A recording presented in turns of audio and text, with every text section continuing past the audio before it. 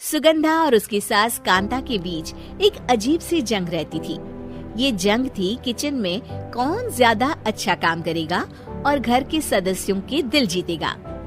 और उनकी इस जंग में हमेशा कुर्बान होते थे उनके दोनों पति। कैसे?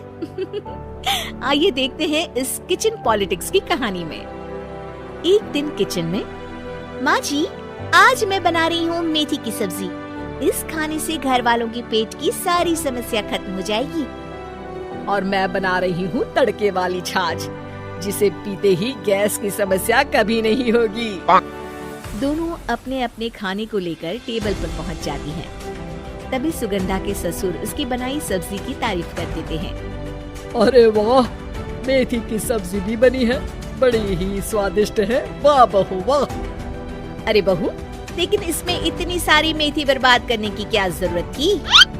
देखिए माँ जी, ये तो वो मेथी है जो आप रात में भिगोकर सुबह उसका पानी पीती हैं, और जो मेथी फेंक देती हैं, उसी से मैंने ये सब्जी बनाई है। अरे वाह बहू, तुमने तो बड़ा ही समझदारी का काम किया। बस अब क्या था, कांता जी का तो मानो ये सुनकर खून ही सूख गया।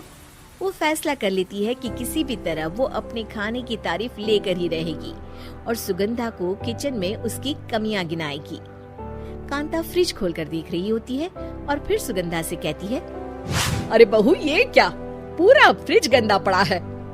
तभी वहाँ सुगंधा का पति आ जाता है।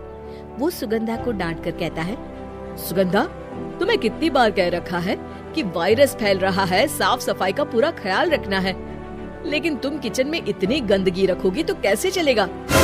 सुगंधा सास की तरफ देखती है जहाँ वो मुस्कुरा रही होती है। सुगंधा समझ जाती है कि सास ने उससे बदला लेने के लिए ये सब किया है। दोनों रात के खाने की तैयारी में लग जाती हैं। दोनों ना एक दूसरे की तरफ देखती हैं और ना ही एक दूसरे से बातें करती हैं। रात को खाने की टेबल पर एक एक कर दोनों कई तरह के अलग अलग व्यंजन टेबल पर लगा देती हैं और अपने अपने पति के पास जाकर खड़ी हो जाती हैं। अरे खाइए जी खाइए, मैंने बड़ी मेहनत से बनाया है। प्लेट में वो खाना डालती है। सुगंधा भी दोनों की प्लेट में खाना डालते हुए कहती है, बड़ी ही मेहनत लगी है इस खाने को बनाने में। हाँ, दोनों को ना चाहते हुए भी सारा खाना खाना पड़ता है।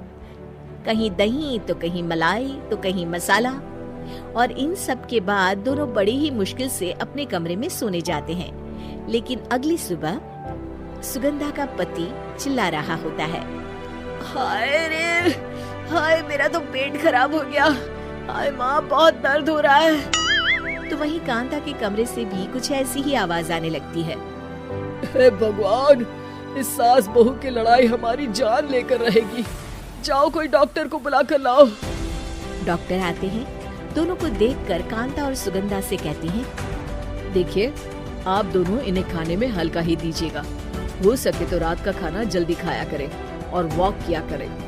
इतना कहकर डॉक्टर वहाँ से चले जाते हैं। जिसके बाद एक बार फिर से दोनों बहुएं किचन में जाती हैं और खाना बनाने में लग जाती हैं।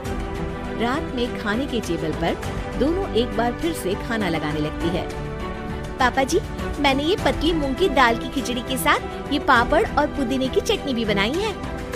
अरे बहू, अभी अभी बेचारे पेट की बीमारी से गुजरे हैं, इतना भारी खाना तो डॉक्टर ने भी मना किया है ना। देखिए मैंने आप दोनों के लिए सूप बनाया है। और दोनों उन लोगों की प्लेट में खाना डालने लगती हैं। तभी दोनों एक साथ बोल पड़ते हैं, बस करो, हमें माफ करो, हमें नहीं खाना इस घर में, ना खिचड़ी और ना ही सूप। हम इंसान हैं, एक वक्त में एक ही खाना खा सकते हैं। बस करो, हमें माफ करो, हमें नहीं खाना इस घर में, ना खिचड़ी और ना ही सूप। हम इंसान हैं, एक वक्त में एक ही खाना खा सकते हैं। इतना कहकर वो दोनों वहाँ से चले जाते हैं। कहानी का अंत। आप लोग उम्मीद कर रहे होंगे कि अंत में सब ठीक हो जाएगा। नहीं जनाब, अगर सास बहू के बीच सब ठीक हो जाए तो आप ये सीरीज देखे ही क्यों?